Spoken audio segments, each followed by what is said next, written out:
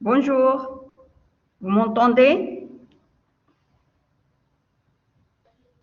Bonjour madame, oui, oui, D'accord. Donc, on va attendre 3 minutes jusqu'à ce que la séance serait ouverte pour tout le monde. D'accord? d'accord. Oui, D'accord. madame. D'accord.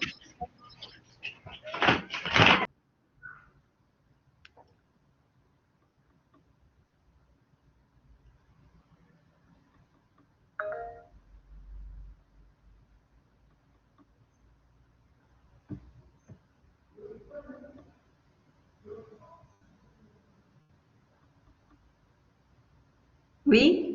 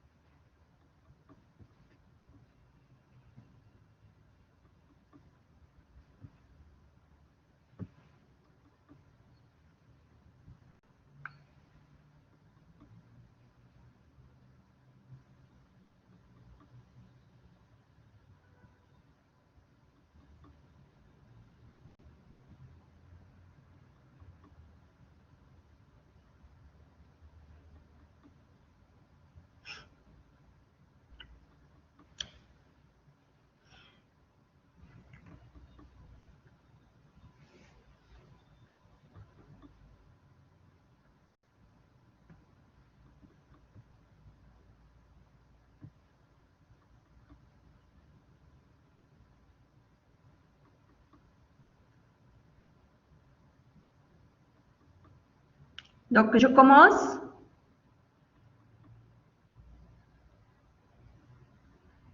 Est-ce que vous m'entendez bien? Oui, madame. Oui, madame. Oui, madame. D'accord. Donc, bonjour tout le monde. Donc, Bonjour, comme on a madame. dit, s'il vous plaît, Bonjour, si vous madame. avez pas l'écho, fermez vos micros et on commence. Donc, je répète la séance depuis le début, la séance qu'on a fait mardi. Je vais la répéter. Et si vous avez des questions, c'est vers la fin de la séance. D'accord? Donc, je commence. Donc, cette première séance de TD d'histologie consiste à étudier les différentes étapes pour préparer des lames et des échantillons à étudier au microscope. Donc, ces techniques d'histologie ont trois objectifs. Le premier objectif, c'est de rendre visibles les structures et donc préparer les échantillons pour les étudier. Ces structures, on va les observer sous forme d'images à l'aide d'un microscope et on va les interpréter. Donc là, vous voyez qu'on a ici des préparations. Donc, comment on est passé de l'organe à la préparation?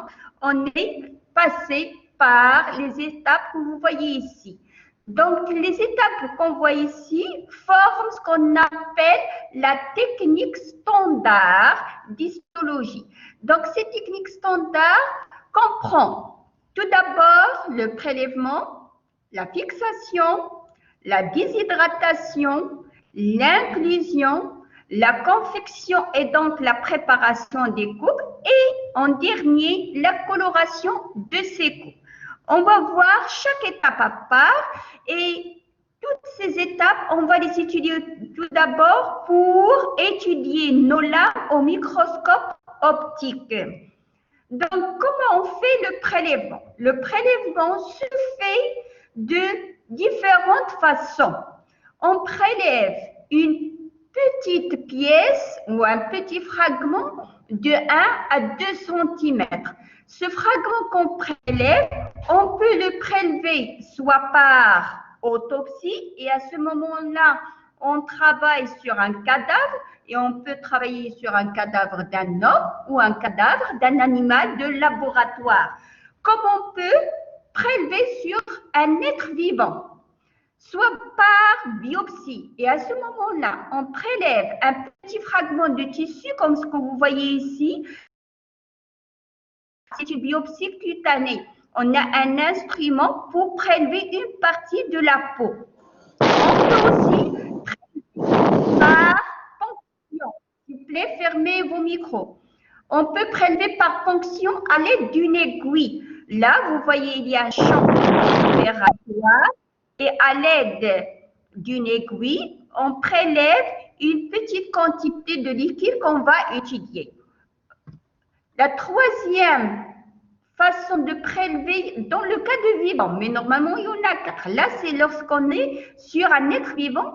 La troisième méthode, c'est prélever carrément une pièce opératoire. Et c'est à partir de cette pièce qu'on va prendre des petits fragments qu'on va observer et étudier. Donc, on vient de terminer avec le prélèvement. Lorsqu'on prélève les structures, c'est un tissu. Et ce tissu, si on le laisse à l'air ambiant, il va se dégrader. Donc, on est obligé de faire ce qu'on appelle la fixation. Pourquoi la fixation? C'est pour conserver les structures et les rendre dures. Donc, le but de la fixation, c'est la conservation des structures et le durcissement de ces pièces. Pourquoi cette technique ou cette étape? C'est pour avoir des cellules et le tissu presque proches dans son état à l'état de vivant. La fixation peut se faire de deux manières. Soit on prélève l'échantillon et on le fixe dans de l'azote liquide et à ce moment-là, on part d'une congélation instantanée. L'azote liquide, elle est à moins 190 degrés Celsius. Donc, c'est une congélation d'un matériel biologique et ce matériel, on va l'utiliser ou on va l'étudier quelques jours ou quelques semaines après.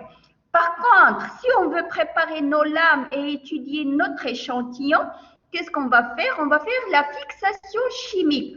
Cette fixation chimique consiste à faire quoi? À plonger le fragment qu'on a prélevé dans un grand volume du fixateur. Le fixateur qu'on utilise, il est soit le formol, soit le liquide de bois. Ce sont deux fixateurs fréquemment utilisés et la quantité et la durée de la fixation dépend du volume de la pièce prélevée. Si on a prélevé un petit fragment, on va le laisser quelques heures pour que le fixateur pénètre à l'intérieur des structures. Mais si on a prélevé, comme ici, un grand organe comme Madame, le cerveau… il y a un problème de sang. Pardon? Qu'est-ce qu'il y a? Je pense qu'il y a un problème du sang. Non, madame. On vous entend, Voilà. madame. Non, s'il y a écoutez, s'il y a un problème du sang, c'est la connexion de chez vous. Parce que là, je suis à la fac, il y a la fibre optique, d'accord? Donc, vous suivez, s'il vous plaît. S'il y a un problème, on va voir ça après. Et en plus de ça, vous aurez le TD sur la plateforme et que vous allez pouvoir le télécharger. Donc, d'accord? Donc, je continue. Ici, on a prélevé le cerveau humain. Ce cerveau humain, donc c'est un grand organe de grande taille. On va le laisser dans le fixateur plusieurs jours et même plusieurs semaines pour que le fixateur pénètre dans toutes les structures de cet organe. Alors, la fixation, elle a été faite. D'accord, les structures sont fixées, mais on ne pourrait pas faire des coupes minces. Donc, on est obligé par passer par une étape qu'on appelle l'inclusion. Pourquoi? Parce que ici, là, je vous ai donné l'exemple du beurre. Est-ce qu'on peut faire des coupes fines au niveau du beurre? Non, parce que le beurre va se déformer. Donc, qu'est-ce qu'on doit faire? On doit rendre l'objet solide. Comme ça, on peut facilement couper et faire des coupes minces. Donc, on va faire ce qu'on appelle l'inclusion. L'inclusion, c'est quoi? Consiste à imprégner, à faire entrer une substance qu'on appelle la paraffine. Normalement, paraffine, il y a la cire, c'est schmer, mais à l'état pur, d'accord? Donc, la paraffine va pénétrer, va entrer, va s'infiltrer dans tout l'organe et elle va rendre le tissu bien solide. Mais pour faire entrer la paraffine dans toutes les structures, on doit procéder par deux étapes. Tout d'abord, la déshydratation. Pourquoi? Parce que la paraffine, elle ne va pas se mélanger facilement avec l'eau qui est au niveau des tissus. L'eau, on doit le faire sortir des structures parce que comme vous savez, tous les organes contiennent une grande quantité d'eau. Donc, on doit faire sortir l'eau de ces structures et à la place, on doit mettre la paraffine. Donc, pour faire sortir l'eau, on parle de ce qu'on appelle déshydratation. Déshydratation, donc enlever l'eau. Pour enlever l'eau, on fait passer nos fragments, nos prélèvements qu'on a fait dans des volumes d'alcool de concentration ou de degrés croissants, en allant de 70 degrés à 100 degrés, dans des bains différents. On va voir l'image après de ces bains. Et après, on va le mettre dans deux bains de solvants qui peut être soit le xylène ou le toluène. Alors, comment on fait? Ici, sur la paillasse de laboratoire, on a les différents flacons contenant les solutions qu'on va utiliser pour la préparation de nos lames. Qu'est-ce qu'on a? Ici, comme exemple, on a l'alcool, des bains d'alcool de degrés croissants en allant de 70 degrés à 100 degrés. Donc, on prend le fragment du tissu qu'on avait au début dans le fixateur, on le met dans l'alcool 70 et ainsi de suite jusqu'au 100 degrés. Normalement, on le laisse quelques heures dans chaque concentration. Cet alcool, qu'est-ce qu'il a fait? Il a fait sortir l'eau et c'est l'alcool qui a pris la place de l'eau. À ce moment-là, on pourrait mettre la paraffine, mais non, la paraffine ne se mélange pas facilement avec l'alcool. Donc, on doit passer par une solution intermédiaire qui est le toluène ou le xylène. Donc, nos fragments qui étaient dans l'alcool 100 degrés, on va les faire passer dans le toluène, le premier bain de toluène, après quelques heures dans le deuxième bain de toluène. Donc, qu'est-ce qu'on a maintenant? On a les structures avec le solvant. À ce moment-là, on peut faire l'étape qui est l'inclusion. Donc, à ce moment-là, on peut faire pénétrer la paraffine dans nos structures. La paraffine, comme je vous ai dit, c'est la cire. La cire, à l'air ambiant, c'est solide. Schmer, normalement, à température ambiante, elle est dure.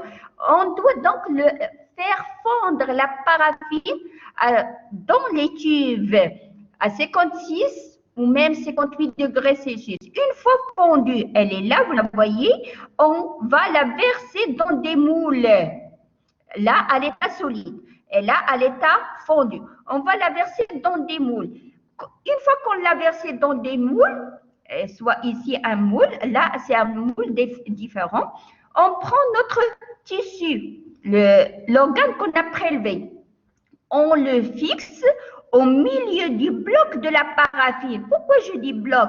Parce que si je laisse ce moule dans la température ambiante, on aurait, voilà, à la fin de l'inclusion, on aurait un bloc de paraffine solide et au milieu, on a l'organe qui est solidifié.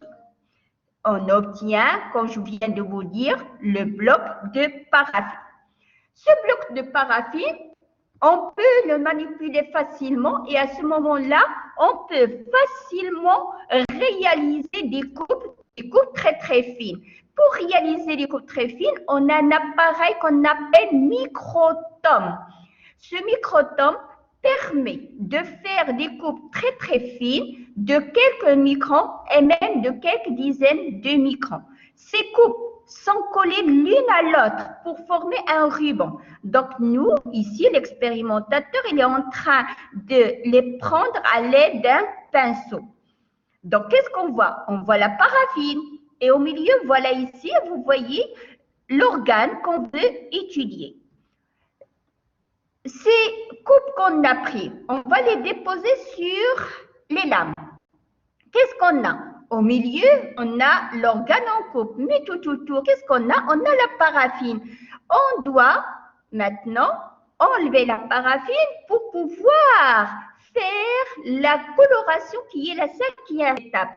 Là, pourquoi on va enlever la paraffine? Parce que tous les colorants qu'on a sont préparés dans de l'eau. Donc, ils sont en solution aqueuse. Alors, qu'est-ce qu'on doit faire? On doit procéder dans le sens contraire de tout à l'heure. On va faire une réhydratation. Pour faire une réhydratation, c'est-à-dire rendre aux structures leur eau qu'on a enlevée. Donc, on doit tout d'abord faire un déparaffinage.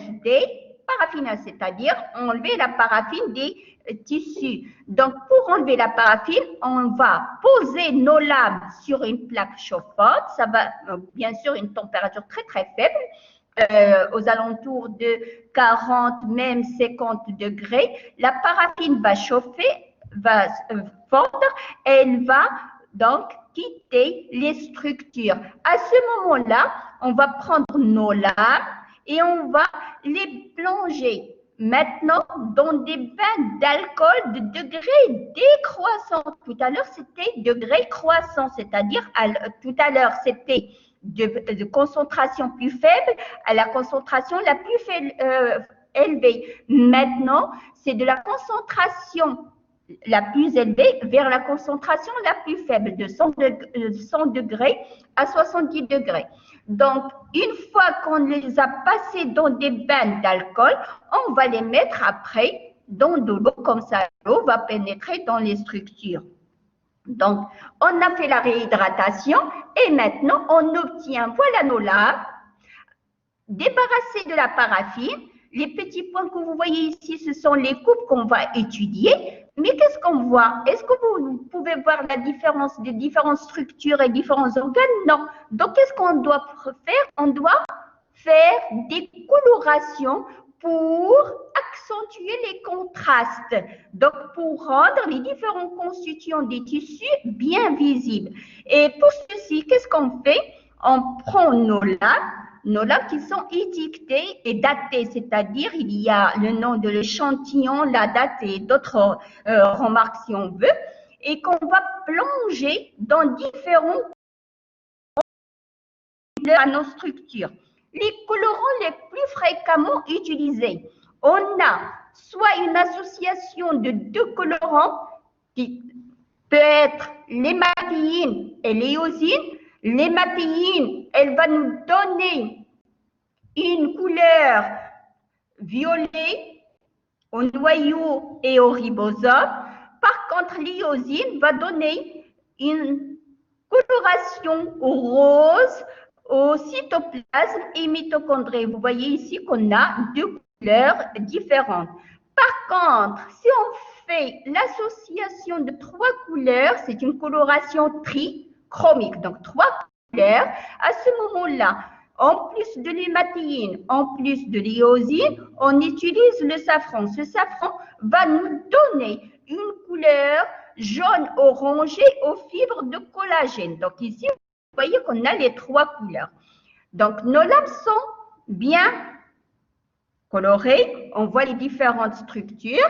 Donc qu'est-ce qu'on doit faire? On va les garder. On veut les garder d'une façon indéterminée parce qu'il y a des lames qu'on peut garder des années et des années. Mais pour les garder, qu'est-ce qu'on doit faire? On doit faire la sixième étape qui est le montage, c'est-à-dire mettre une lamelle sur la lame. Mais pour fixer la lamelle sur la lame, tout d'abord, il faut encore déshydrater. Pourquoi? Parce que si l'eau reste à l'intérieur des structures, elle va les abîmer. Donc, on doit déshydrater les coupes et après, on doit fixer, comme ici, vous voyez, on va fixer avec la résine, c'est une colle. Avec la résine, on va poser une goutte de résine et on va poser notre lamelle. Donc, ici, sur le côté de la lame, on a une étiquette. Au niveau de cette étiquette, on peut marquer le nom de l'organe qu'on a coupé, on peut marquer le colorant qu'on a utilisé, on peut marquer la date et d'autres, bien sûr, d'autres remarques. Et maintenant, qu'est-ce qu'on a? On a ce qu'on appelle une préparation microscopique. Cette préparation microscopique, on va l'étudier au microscope optique. Donc là, c'est un résumé concernant les étapes qu'on vient de voir. On a le prélèvement, c'est la première étape, donc on a prélevé l'organe qu'on veut étudier. Il y a la fixation pour que l'organe soit un peu dur et ressemble un petit peu à l'état vivant. Il y a l'inclusion à la paraffine, mais cette inclusion doit être précédée, c'est-à-dire avant l'inclusion, on doit faire une déshydratation par l'alcool de degré croissant plus le toluène. Une fois l'inclusion a été faite, on va réaliser les coupes et on va faire une coloration. Ce qu'il faut remarquer ici, c'est la coloration des coupes qui sont fixées sur les lames. Mais pour réaliser la coloration, on doit procéder par un déparaffinage, c'est-à-dire enlever la paraffine par la chaleur et faire une réhydratation, c'est-à-dire passer nos lames dans de l'alcool de degré décroissant plus l'eau. Une fois la coloration a été faite, on fait le montage, c'est-à-dire fixer une lamelle sur la lame. On vient de voir donc la préparation microscopique qu'on réalise pour l'étudier au microscope optique. Maintenant, si on veut pousser nos observations un peu plus, on utilise ce qu'on appelle un microscope électronique à transmission. Et là, c'est pour étudier les ultrastructures surtout. Donc, on a la même technique, c'est-à-dire la technique standard. Cette technique standard formée par les étapes qu'on a vues tout à l'heure, c'est-à-dire prélèvement, fixation, inclusion, réalisation des coupes, coloration, mais avec certaines différences. Donc ici, qu'est-ce qu'on voit? J'ai dressé un tableau pour vous indiquer la différence entre microscope optique et microscope électronique à transmission. Donc les étapes, surtout les solutions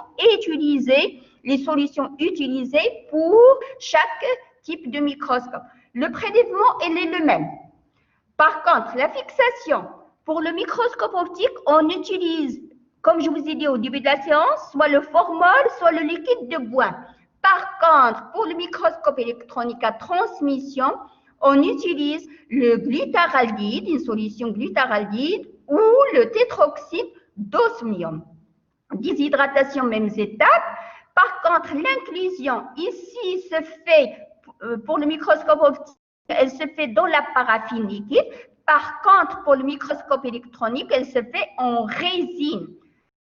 Les coupes, on a vu que pour le microscope optique, on fait les coupes avec un appareil qu'on appelle microtome et ce microtome nous donne des coupes d'une épaisseur de 2 à 5 micromètres. Par contre, pour le microscope électronique à transmission, on utilise un appareil qui est l'ultramicrotome qui nous donne des coupes de 60 à 100 nanomètres.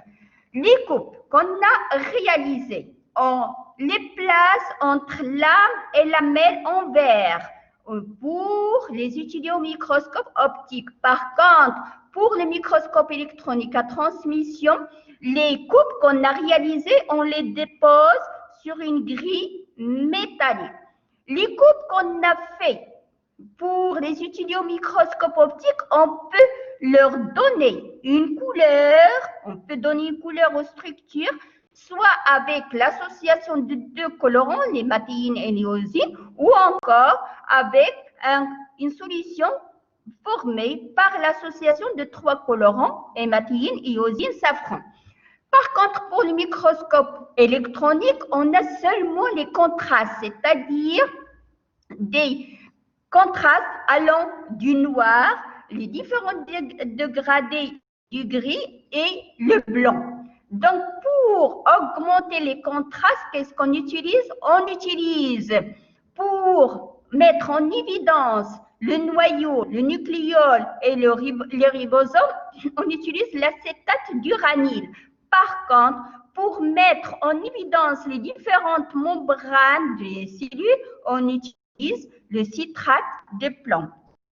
Ici, vous avez des diapos qui vous indiquent les différences entre les deux microscopes avec, bien sûr, les appareils. Donc là, c'est le microscope optique. On voit bien la lame et la lamelle en verre. Et ici, on a les objectifs pour les observer, donc les différentes structures en utilisant les deux oculaires. Mais avant d'arriver à la lame, on a préparé nos structures à travers des blocs, dans des blocs de la paraffine qu'on a coupés avec un microtome. Les coupes qu'on a réalisées, on les a fixées sur des lames en verre et on a fait une coloration pour mettre en évidence les différentes structures. Donc, on voit ici des couleurs rose jusqu'au violet.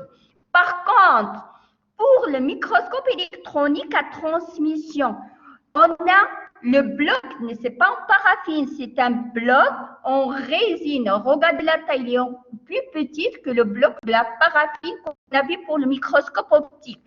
Et une fois qu'on a réalisé les coupes, on va les poser sur une grille de cuivre. Les coupes sont réalisées par un ultramicrotome. Et regardez comment ils sont très très fines les coupes ici. Et les images qu'on observe sont du noir au blanc avec le dégradé du gris. Donc là, j'ai refait la première séance de TD d'histologie. Donc si vous avez des questions, je vous écoute.